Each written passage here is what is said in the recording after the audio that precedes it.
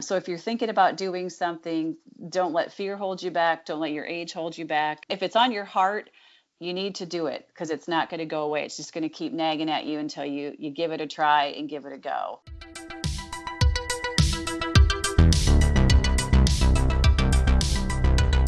Welcome to Imagined Here, where you will hear stories of local creative talent. Let's get started with your host, Andy Crowner. This episode, we talk with Lynne Thomas, who owns Barnstorm Coffee. Lynne resides in Riverside, Iowa, but serves all of eastern Iowa with her mobile pop-up espresso shop. Lynne really hammers home that no matter what age we are, it's not too late to step out and begin to create something new. She gives us some great insight on getting started in really any business, and also shares some local groups and businesses that helped Barnstorm Coffee get their start. Before we get started, please take a moment to subscribe and share our podcast so we can continue to promote the great creators in our area. Now on to the interview with Lynne Thomas of Barnstorm Coffee.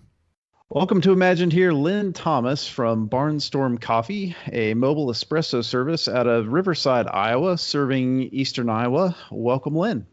Thank you very much. I am very happy to be doing the podcast. Thanks for being here, Lynne. Why don't you tell us just a little bit about yourself, your business, and give us a little glimpse into your personal life?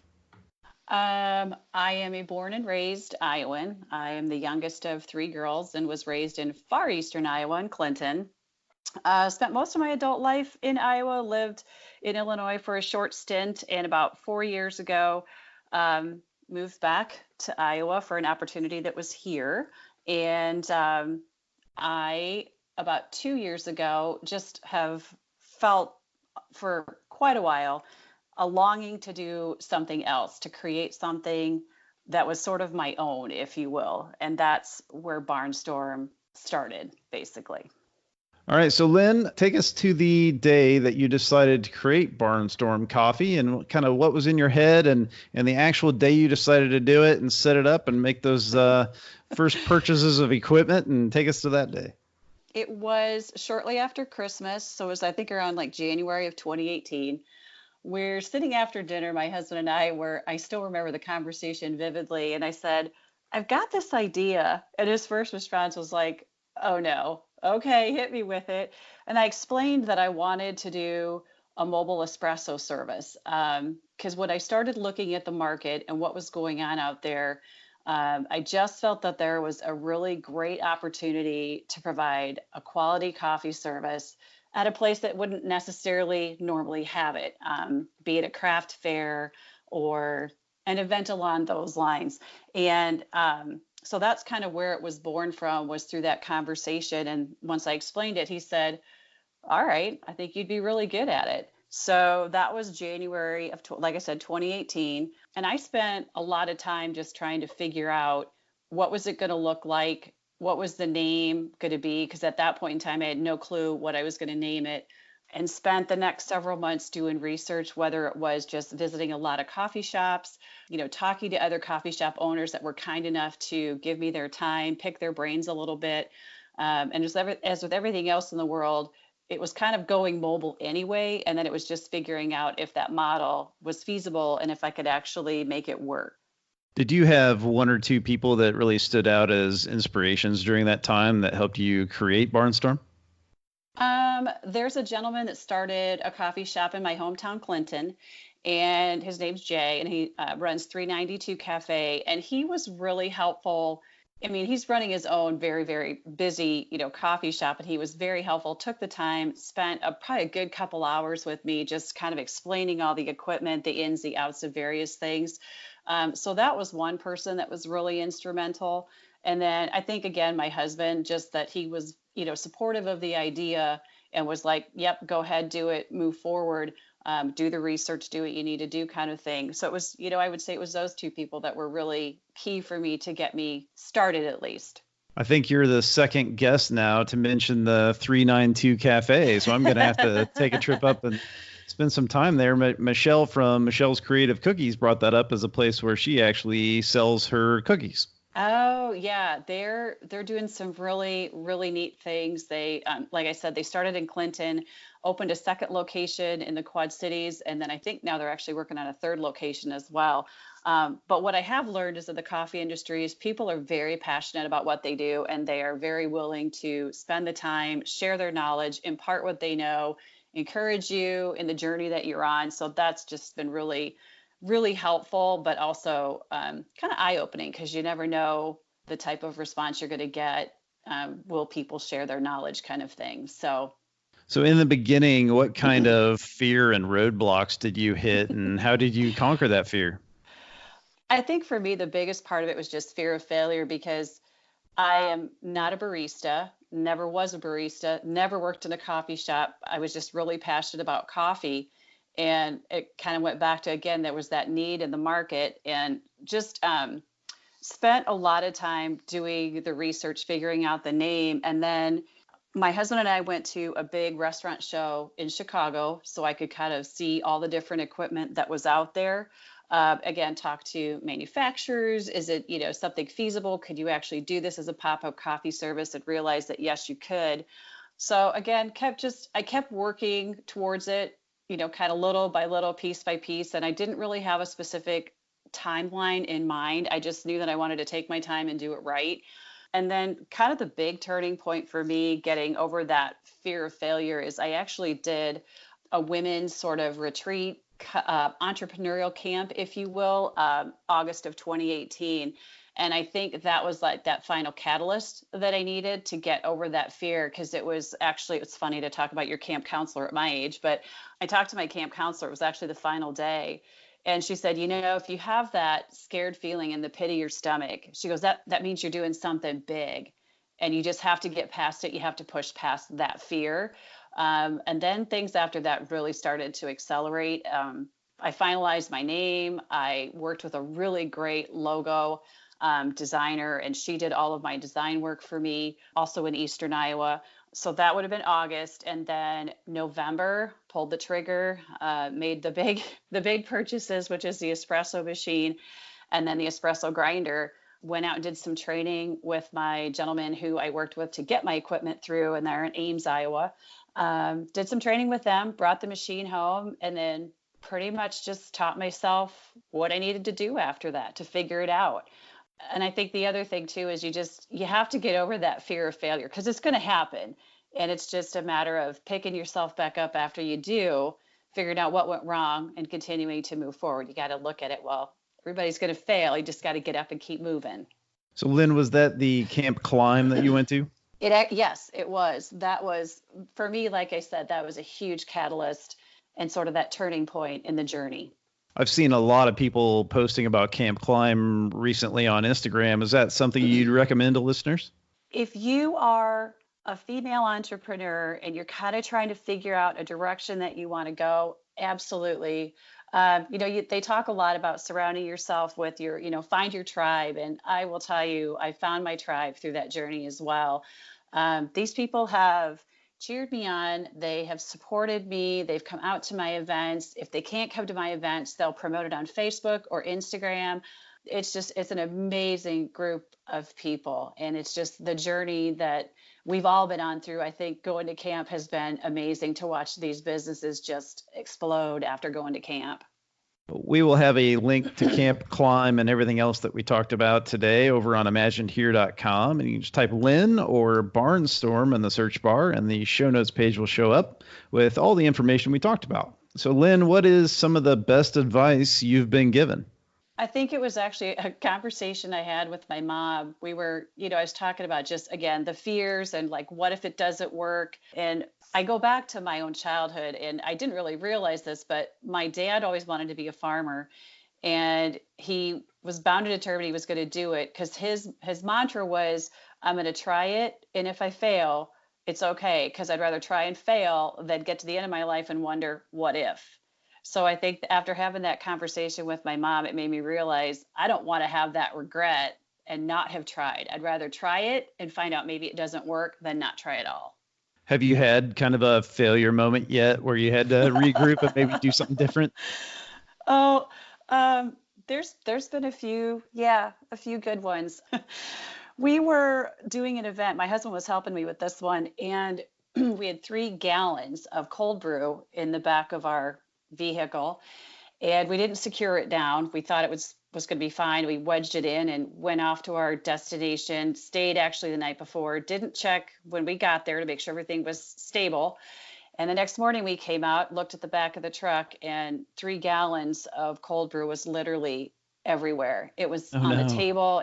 I mean, it was truly everywhere. And we were trying to clean everything up. So, lesson learned there is if you're going to travel with 3 gallons of cold brew, make sure you've got it secured down. My grinder has stopped working on me different points of times. But people have been pretty understanding and very, very helpful. Had some machine challenges. And I think that's just, again, a part of that learning curve that there's things that are going to happen that you just have to figure out how you maneuver around them. I choose not to look at them like a failure. It's more like it's a learning experience. Exactly. It's a learning experience and it's something we all go through. I know after I recorded my very first podcast and listened back to it, I realized I had a setting wrong in my microphone settings and the audio was kind of all up and down all over the place. And that's just those growing pains of Yep, starting anything new.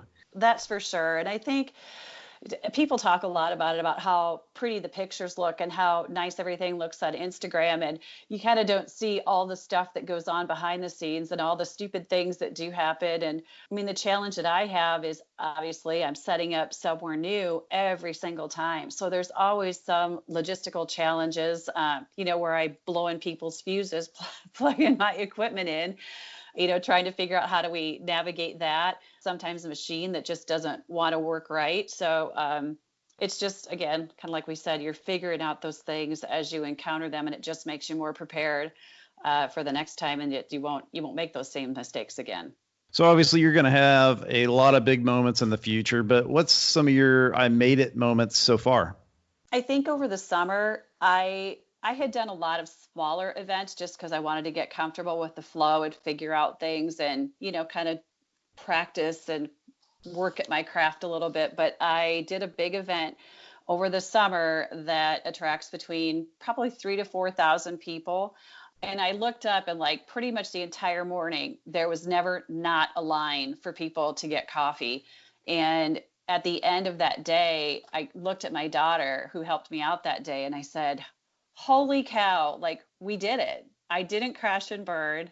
I didn't crumple like because I was nervous and scared. I just, we just kept going and we kept moving. And I finally, I think at that point realized after having done it for 4 or 5 months, like I can do this. I really can do this. And I think for me, that was my aha. I'm on the right path of things. And it's just been a really fun business to take from start to where it is now.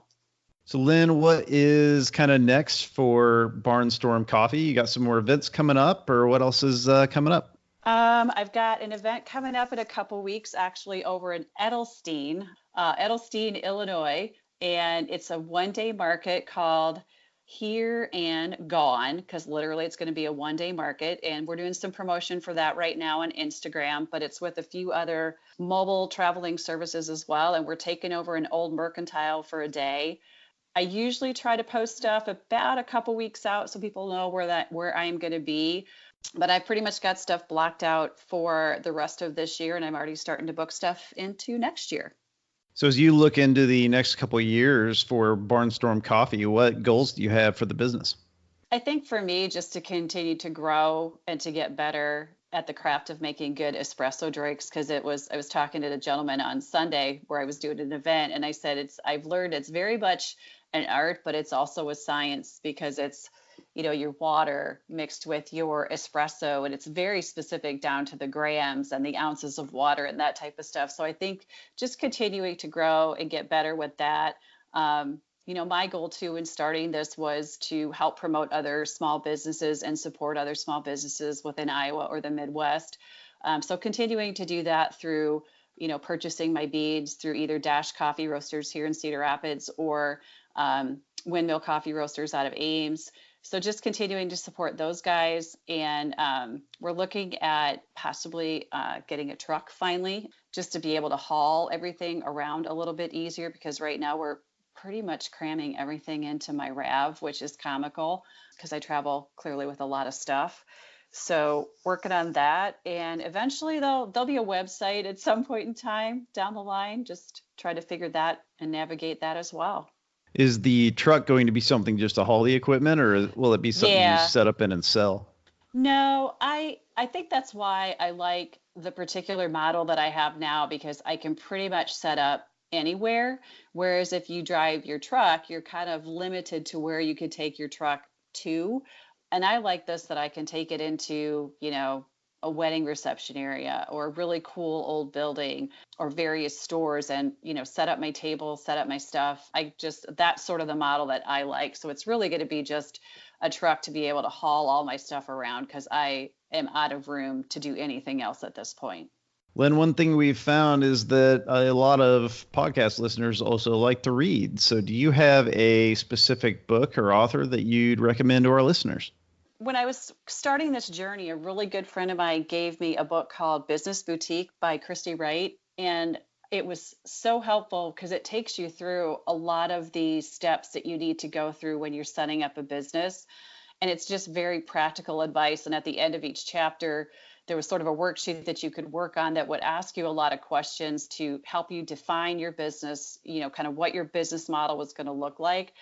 So I'd highly recommend that one. And then I think so many women I know have read Girl Wash Your Face, the Rachel Hollis book, and that's another one that just kind of talks about getting past yourself, getting past your fears.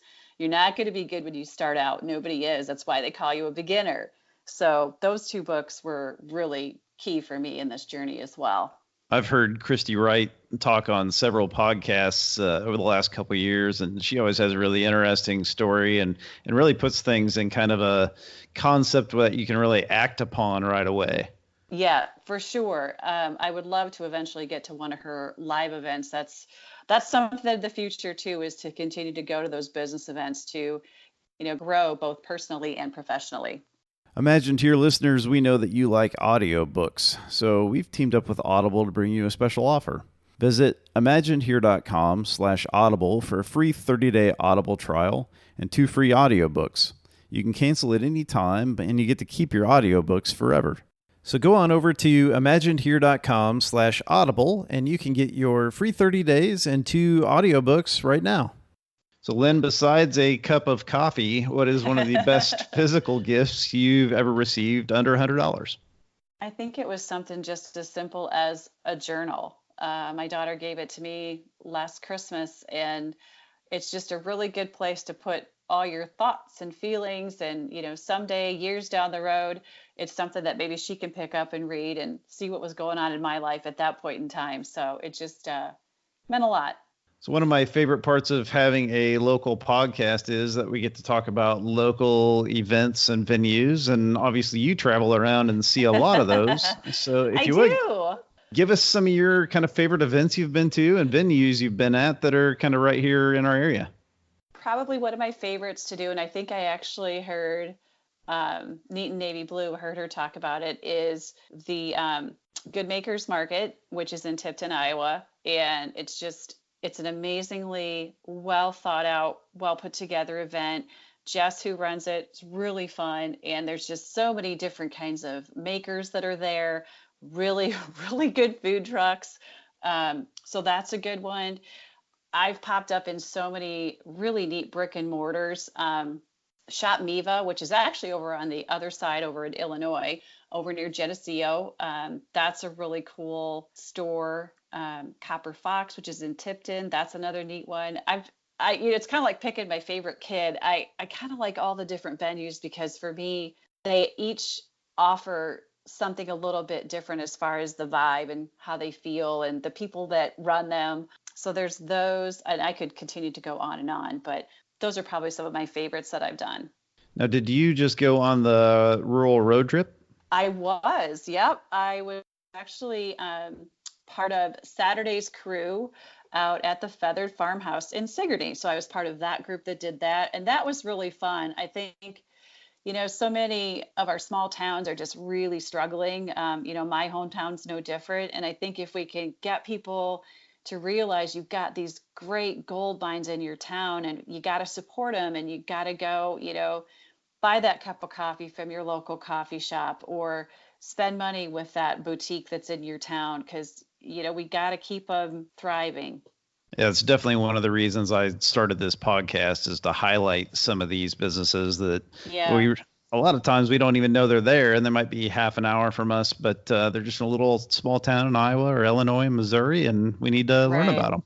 And that's what we were talking about, kind of reflecting Saturday night after we were shutting down when I was with Feathered Farmhouse, is that so many people were commenting that they didn't know that, such and such business was in this town. And the owners were so thankful that, they have this whole new audience of people that they didn't have before. So, Lynn, tell us a little bit about the gear you use and some of your best tools of the trade. So I, in doing all my research, I use the La Marzocco, the GS3 AV, which means auto volumetric, because I wanted to take some of the guesswork out of it for me. And then I use a K30. It's a Malkonig Air Espresso, and that's what grinds my beans. I did splurge a little bit this last year. It's like every industry you get into, which you're probably familiar now with doing podcasting, is there's so many different toys that you could get. But I bought a custom tamper so that, again, kind of takes some of the guesswork out of making your espresso, tamping it down, if you will, into the portafilter. So those are the two main pieces of equipment that I use. And then have a commercial brewer as well by Bunn that I use when I travel. So those three are the main three. Now, do you buy specific beans? Are you buying specific coffee from somewhere? I actually have two local people that I really like to use. I bought my equipment and my initial beans from Windmill Coffee Roasting out in Ames, Iowa. And I love their Technicolor blend. It just is a really good general kind of nice drinking coffee that everybody's going to like. It's a little on the sweeter side. So I use their beans, and then I also use Dash's beans out of Cedar Rapids as well. Both companies do their own roasting. And again, that was sort of part of my model that I really wanted to support other Midwest people if I could in this adventure of mine. Yeah, keeping it really local. I like it. Yeah. And they have, relationships with the farmers as well. So I think you really it's what I always tell people, yeah, like, yep, you're buying a cup of coffee from me, but you got to even take it further up the line to the person that I buy it from and to the farmer that they buy it from. And you're actually supporting a village like halfway around the world sometimes by buying a cup of coffee from me. So, Lynn, obviously you've learned a lot of lessons along the way, and there's going to be people listening today that are interested in maybe not starting their own coffee business, but their own little small business and maybe even a pop-up or a food truck, those kind of things. So Yeah. if you started over today, having all the knowledge that you have now, how would you begin? I think kind of similar to how I actually started, in that just really do your homework, do your research, especially when you're talking about if it's food related, just understanding what your state's health requirements are, what kind of certifications that you might need. But I would say just research, and talk to as many people as you possibly can. And I don't think I would do a lot different at this point. I've always told people if I knew what I knew now, I don't know that I would do it because it's a little bit more complicated than I initially thought. But like I said, I'm learning and it gets better every single time I'm out. Just to go a little more in depth with you, what's been one of the best ways that you've actually got clients or been able to get in places to actually bring your pop-up in there and find those clients? So it's been sort of twofold. Some people have reached out to me through either the Facebook page that I have or through Instagram. Others, when I was trying to get going, I would just DM people and say, hey, I'm a new pop-up coffee business, kind of here's what I do. Would you be interested? And usually the response I would get, seriously? Yes, please come and serve coffee. So it's kind of getting over the fear, I think, of the rejection of somebody telling you no, they don't want you in their store. But that's sort of how I've booked my things that I've done so far. It was actually back in November of last year, a gentleman reached out from the Maker's Loft in Iowa City and said, hey, I see you're doing this coffee business. I don't know if you would want to or if you could, do a pop-up in a couple weeks at my store. And at that point, I hadn't done anything yet. And I talked to a couple of my friends and they're like, just bite the bullet, and just do it. Because at some point in time, you're going to have to figure it all out.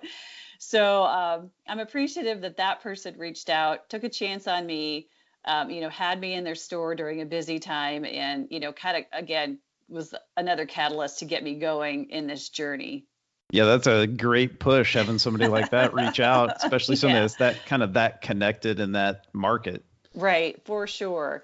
And it was just, again, it was helpful to have somebody actually reach out to you and say, hey, would you do this? Because I think I could have said, oh, no, I'll just wait. I'll wait a little bit longer. And, I'm the type of person that likes to have all my ducks in a row and have all the information. And at some point in time, you can only collect so much information. You actually physically have to start doing it. So that was kind of the learning lesson there. Let's just get out there and do it. Thank you very much, Lynne, for being with us here today. And again, listeners can head over to imaginehere.com and type Lynne or Barnstorm into the search bar. And the show notes page will show up with all the information that we talked about today, all the links to the events and venues and the equipment and everything we talked about. So, Lynne, just take a couple minutes and leave us with a parting piece of guidance and tell our fans how they can connect with you. I think my parting piece of guidance is, if you meet me, you'll realize I'm probably not your average age entrepreneur, but I think that's part of the joy in this journey as well, is that you're never too old to start a new adventure, and you will be amazed when you put yourself out there, how receptive people are to what you're doing and are just fascinated by what you're doing. And there's 10,000 coffee shops all around, but it's like, I feel like I have a unique voice in that coffee world, and it's a unique voice that no one else has but me. So if you're thinking about doing something, don't let fear hold you back. Don't let your age hold you back. If it's on your heart, you need to do it, because it's not going to go away. It's just going to keep nagging at you until you give it a try and give it a go. And Lynne, where can fans connect with you? So I hang out on Instagram, probably the absolute most. It's my favorite place to be. So you can usually find where I am. Going to be popping up in Instagram posts, and I usually tag them to Facebook as well. And both are Barnstorm Coffee Company. So that's how you can easily find me, connect with me. If you want me to pop up, reach out. I'm happy to chat about something like that and bring a fun coffee service to somebody's event that they might be having. Sounds good. I work with a lot of events, so I'm going to be calling. I would appreciate that. All right. Well, thanks again, Lynne. And again, anybody can jump over to imaginehere.com and you can see all those links that we just talked about and go get a great cup of coffee from Lynne wherever she's at that day. So thanks again. Yep. Thanks so much for having me. Have a great day. Thanks for listening to this episode of Imagined Here. Take just a second and please like, share, and subscribe to this podcast. We'll see you in the next episode.